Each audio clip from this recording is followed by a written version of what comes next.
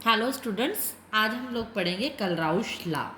पिछली वीडियो में मैंने आपको बताया था लैम्डा एम इन्फिनिटी यानी नोट के बारे में कि इनफाइनाइट डाइल्यूशन पे मोलर कंडक्टिविटी इक्विवेलेंट कंडक्टिविटी कैसे निकालते हैं। और उसमें मैंने आपको ग्राफ की वेरिएशन में ग्राफ के थ्रू बताया था कि वीक इलेक्ट्रोलाइट के लिए हम लैम्डा एम इन्फिनिटी नहीं निकाल सकते, इसीलिए एक जो साइंटिस्ट था कलराउश ने इस प्रॉब्लम को सॉल्व किया था। एक्चुअल में ऐसा नहीं है कि लैम्डा एम इन्फिनिटी हम वीक इलेक्ट्रोलाइट के लिए ही कलराउश लॉ यूज़ करते हैं। ये स्ट्रॉन्ग और वीक दोनों के लिए होता है, बट अच्छा जो होता है, गुड होता है उसके लिए, वीक के लिए, क्योंकि हमें जो ग्राफिकल मेथड मैंने वेरिएशन बताई थी, ग्राफ बताया था, उसके अंदर वीक इलेक्ट्रोलाइट के लिए तो कोई सोल्यूशन ही नहीं था, लैम्डा एम इन्फिनिटी निकाल ही नहीं सकते थे। तो सिर्फ उस प्रॉब्लम को सोल्व किया गया कलराउश ने एक ऐसा अपना मेथड दिया जिससे हम किसी वीक इलेक्ट्रोलाइट का भी लैम्डा एम इन्फिनिटी निकाल सकते हैं। स्ट्रॉन्ग का भी निकाल सकते हैं, तो ये कंफ्यूज नहीं होना कि ये वीक के लिए ही है, बट वीक का भी निकाल सकते हैं। हमारी प्रॉब्लम सोल्व होगी वीक वाली। तो इसने पहले क्या देखा, कलराउश ने एक्सपेरिमेंटली ऐसा देखा कुछ इलेक्ट्रोलाइट्स का लैम्डा एम इन्फिनिटी। आप इस पर फोकस करो, मैंने एक्सपेरिमेंटली कुछ डाटा नोट किए हुए हैं। एक्सपेरिमेंटली इसने देखा कि लैम्डा एम इन्फिनिटी के कुछ आयंस की जो वैल्यू, इलेक्ट्रोलाइट्स की जो वैल्यू ऐसी आ रही थी। KCl की देखी 149.86, NaCl की इतनी, KBr की इतनी, NaBr की इतनी। ये एक्सपेरिमेंटल डाटा है, आपको याद रखने की जरूरत नहीं है, समझना है। कलराउश ने जो किसके ऊपर मेनली फोकस किया, कॉमन ऐसे इलेक्ट्रोलाइट जिनका कैटायन या एनायन क्या था, कॉमन था। या तो किसी का कैटायन इलेक्ट्रोलाइट में या एनायन कॉमन हो। अब KCl और NaCl में देखा, Cl और Cl, क्लोरीन क्या है इसमें, कॉमन है, क्लोरीन यानी एनायन कॉमन है। उन दोनों इलेक्ट्रोलाइट्स की लैम्डा एम इन्फिनिटी देखी और उसका डिफरेंस देखा, ये था। फिर उसने कुछ ऐसे और इलेक्ट्रोलाइट लिए जिसमें एनायन कॉमन था, यानी Br कॉमन है इसके अंदर, इसमें भी Br है, इसमें भी। इसका डिफरेंस भी क्या देखा, सेम देखा। मतलब ऐसे कैटायन और एनायन के ऊपर उसने रिसर्च की, ऐसे इलेक्ट्रोलाइट पे रिसर्च की जिनके कैटायन या फिर एनायन क्या थे, कॉमन थे। और उसने फिर ये भी ऑब्जर्व किया कि इनकी लैम्डा एम इन्फिनिटी का अगर डिफरेंस देखें तो वो भी ऑलमोस्ट क्या आ रहा है, सेम आ रहा है। इन दोनों का डिफरेंस ये आ रहा है और इन दोनों का डिफरेंस भी ये आ रहा है। प्रॉपर्टी खासियत क्या थी, इसमें KCl कॉमन था, इसमें Br कॉमन था। ऐसे कैटायन पे उसने देखा, KBr और KCl में K कॉमन है कैटायन, उसका लैम्डा एम इन्फिनिटी देखा, उन दोनों का डिफरेंस देखा, इन दोनों का डिफरेंस। NaBr NaCl देखा, Na कैटायन कॉमन है इस बार, तो इन दोनों का डिफरेंस भी क्या आया, सेम। मतलब कुछ ऐसे इलेक्ट्रोलाइट उसने स्ट्रॉन्ग इलेक्ट्रोलाइट्स लिए एक बार एक्सपेरिमेंट करने के लिए, देखा कि कुछ कैटायन अगर कुछ एनायन किसी इलेक्ट्रोलाइट में कॉमन आते हैं तो लैम्डा एम इन्फिनिटी का जो डिफरेंस आएगा वो भी कॉमन आएगा, मतलब मिलता जुलता होता है।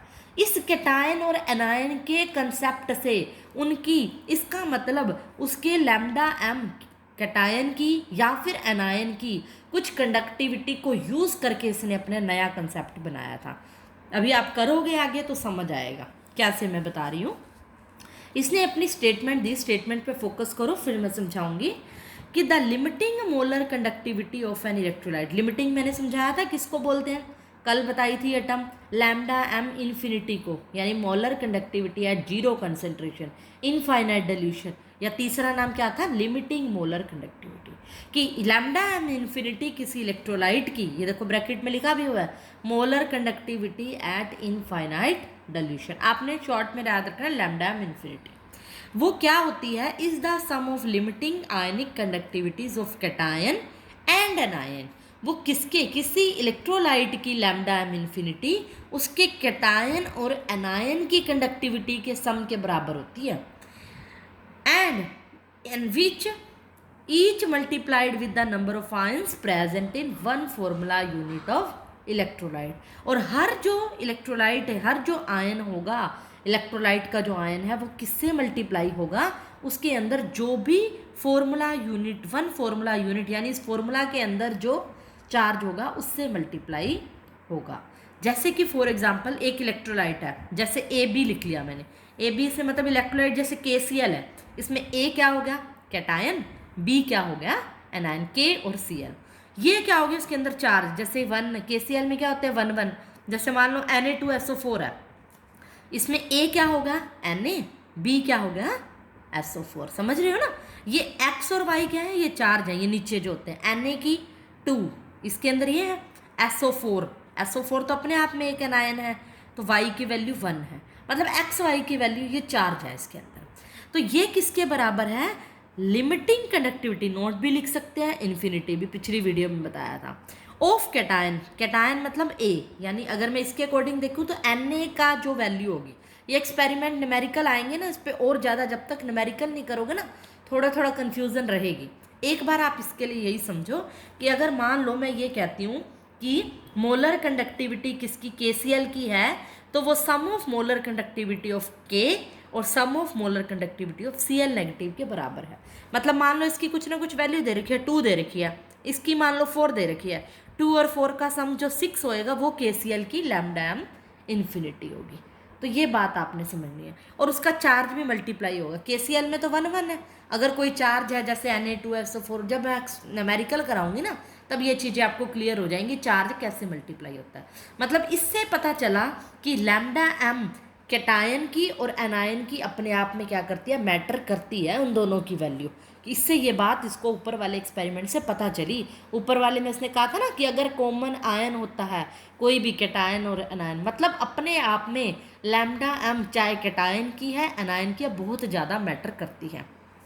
उन वैल्यू को यूज़ करके इसने क्या बनाया, एक अपना लॉ बना दिया था जिसका नाम कलराउश लॉ था, जिसमें यह बताया कि कैटायन और एनायन की कंडक्टिविटी का सम इलेक्ट्रोलाइट की कंडक्टिविटी के सम के बराबर है, चाहे वह मोलर है चाहे इक्विवेलेंट कंडक्टिविटी है। तो इसकी दूसरी जो स्टेटमेंट थी उसमें इक्विवेलेंट कंडक्टिविटी के बारे में बता रखा है। कंसेप्ट यही है कि लैम्डा, में इसको इक्वेशन में बता देती हूँ direct, lambda m equality not लगा दो या इन्फिनिटी लगा दो, वो किसके बराबर होगी, लैम्डा m की बजाय यहाँ C लिखेंगे ना, इक्विवेलेंट निकाल रहे हैं, C मतलब कैटायन की, प्लस A लिख लो, एनायन लिख लो, कोई भी सिंपल नोटेशन आप कोई भी यूज़ कर सकते हो। मतलब कलराउश लॉ ने इसको, मैंने क्या कहा था, कई कैप भी बोलते हैं, कैप m, कैप EQ, तो मैं लैम्डा बोल रही हूँ, मेरी अपनी नोटेशन है, तो लैम्डा m भी निकाला और इसने लैम्डा EQ भी निकाला। ओवरऑल कैसे निकाला, कैटायन और एनायन की कंडक्टिविटी का सम कर दिया तो ओवरऑल इसका लैम्डा निकल गया। इसकी जो एप्लीकेशन थी मैं अभी आपको डेफिनेशन में स्टार्टिंग में बता चुकी हूँ, कहीं ना कहीं हिंट दिया था मैंने। अब इसकी क्या पढ़नी है, हमने एप्लीकेशंस पढ़नी है, हर एप्लीकेशन के ऊपर क्या होगा, न्यूमेरिकल होगा। पहले मैं आपको सिर्फ आज एप्लीकेशन बताऊंगी, उसको माइंड में बिठाओगे, कलराउश लॉ के नोट्स बनाओगे, फिर आपको नेक्स्ट लेक्चर में मैं उसके न्यूमेरिकल्स कराऊंगी। इसकी जो पहली इंपॉर्टेंट एप्लीकेशन थी वो वही थी जो हमारी समस्या सोल्व हुई है। हमारी क्या समस्या सोल्व हुई है, पिछली वीडियो में मैंने क्या कहा था कि lambda m infinity for weak electrolyte हम नहीं निकाल सकते, और इसी के लिए कलराउश ने अपना लॉ दिया था। तो इसकी पहली एप्लीकेशन यही हो गई कि हम lambda m infinity weak electrolyte के लिए निकाल सकते हैं, स्ट्रॉन्ग के लिए भी निकाल सकते हैं। मैं बार बार फोकस करी इस पॉइंट पे, स्ट्रॉन्ग भी निकाल सकते हैं, बट हमारी प्रॉब्लम सॉल्व हो गई वीक को, वीक के लिए ज़्यादा गुड है ये लॉ, तो वीक भी हम इससे निकाल सकते हैं। तो molar conductivity infinite dilution of weak electrolyte की निकल जाती है, ये हमारी पहली एप्लीकेशन है। तरीका वही रहेगा, मान लो कोई एग्जांपल ले लेती हूँ इस बार मैं, मोलर कंडक्टिविटी कोई वीक इलेक्ट्रोलाइट मैंने ले लिया, मैंने एसिटिक एसिड, तो वो किसके बराबर होगी, अभी मैंने बताया था सम ऑफ कैटायन एंड एनायन। इसके कैटायन और एनायन क्या है, इसके अंदर क्या है CH3COO नेगेटिव, और कैटायन क्या है इसके अंदर H पॉजिटिव। तो कैटायन और एनायन के सम के जो बराबर है वो इलेक्ट्रोलाइट की लैम्डा m इन्फिनिटी होगी। तो इसके ऊपर अगर इसके अंदर मैं आपको हिंट दे देती हूँ, कल मैं न्यूमेरिकल कराऊंगी, आपको क्या होगा, ये नहीं दिया होगा न्यूमेरिकल के अंदर इसकी कंडक्टिविटी और इसकी आप जोड़ दोगे, तो सिंपल न्यूमेरिकल होगा। अगर हो सकता है ऐसे भी दे दे बिल्कुल सिंपल, बट न्यूमेरिकल थोड़ा सा घुमा के देते हैं। कैसे देगा, वो ऐसे दे देगा कि लैम्डा m K की दे दी, मान लो लैम्डा नोट जो दे दी Cl की दे दी, KCl हो गया ना ये मिला के K प्लस Cl, KCl की दे दी, और हो सकता है वो इस तरह से दे दे कि लैम्डा m दे दे CH3COO नेगेटिव की दे दी, लैम्डा ऑफ CH या कह लो आप इसको इस तरह H पॉजिटिव मान लो, H पॉजिटिव की दे दी और इधर से उसने Cl नेगेटिव की दे दी। इस तरह से उसने मान लो लैम्डा कंडक्टिविटी दे दी, या और क्या दे दी, लैम्डा नोट CH3COO नेगेटिव की दे दी, और तीसरी क्या दे दी, COO negative, K positive, H negative, Cl negative. Cl negative 2 बार आ गया। मतलब कहने का ये है, इस तरह से ना इसने कुछ वैल्यू दे दी, मतलब K की वैल्यू मान लो 2 दे दी, H की 1 दे दी, इसकी 3 दे दी, इसकी 4, मतलब ऐसे कुछ कंडक्टिविटी दी होंगी, और ये कहेगा इनसे CH3COO एक कोई के इलेक्ट्रोलाइट है, उसकी आप कंडक्टिविटी निकालो। तो आपने इन केटायन और एनायन को यूज़ करके कंडक्टिविटी निकालनी है। तो आप क्या करोगे, पहले इस इलेक्ट्रोलाइट को देखोगे, ये ऊपर वाले आयंस में जो दिया हुआ है उनको किसको जोड़ के ये बन रहा है। अगर आप थोड़ा सा माइंड लगाओ, जो CH3COOK है वो किससे मिलकर बन रहा है, CH3COOH अगर KCl में ऐड कर दूँ। तो देखो मैं क्या कहना चाह रही हूँ, अगर हमारे पास एसिटिक एसिड की और KCl की अगर आपको दी हुई है, यहाँ पे देखो एसिटिक एसिड की दी है CH3COO नेगेटिव और H पॉजिटिव की दे रखी है, मिलके एसिटिक एसिड बन गया। KCl की दे रखी है, K की और Cl की, KCl की दे रखी है ना ओवरऑल, क्योंकि हमने पीछे पढ़ा K और Cl को ऐड करोगे KCl, CH3COO और H को ऐड करोगे तो CH3COH, मतलब अलग अलग कैटायन एनायन की कंडक्टिविटी दी हुई है। तो अगर मैं CH3COOH प्लस KCl की ऐड कर दूं, मतलब कहने का मतलब इस पॉइंट की इनके सारे कैटायन की कंडक्टिविटी क्या हुई है, दी हुई है, इससे मुझे इसकी कंडक्टिविटी निकालनी है। तो आप कैसे निकालोगे, इसके अंदर क्या प्लस माइनस करोगे, आपको ये दिमाग लगाना है, यही न्यूमेरिकल के अंदर मेन कंसेप्ट है। तो आप क्या करोगे, आपने ये सोचना है कि किसकी कंडक्टिविटी में आप किसको ऐड करो। आपको क्या चाहिए, CH3CO के साथ K चाहिए, मतलब आपके पास कैटायन एनायन की अलग कंडक्टिविटी तो है।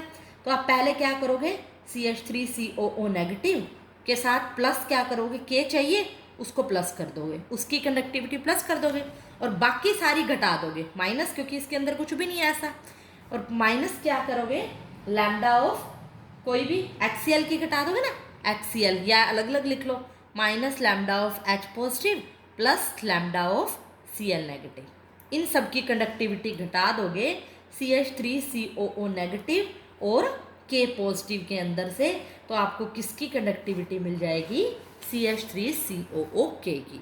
ये जब तक मैं न्यूमेरिकल नहीं कराऊंगी तब तक आपको क्लियर नहीं होगा, थोड़ा हिंट आपको यहाँ से मिल जाना चाहिए।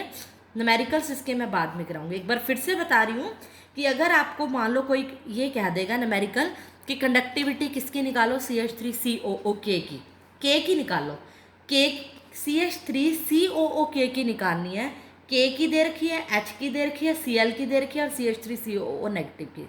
तो आपने देखना है किसको ऐड करें और किसको माइनस करें, क्योंकि फॉर्मूला यही कहता है ना, कुछ की कंडक्टिविटी ऐड की जा सकती है, तो ऐड माइनस आप कर सकते हो।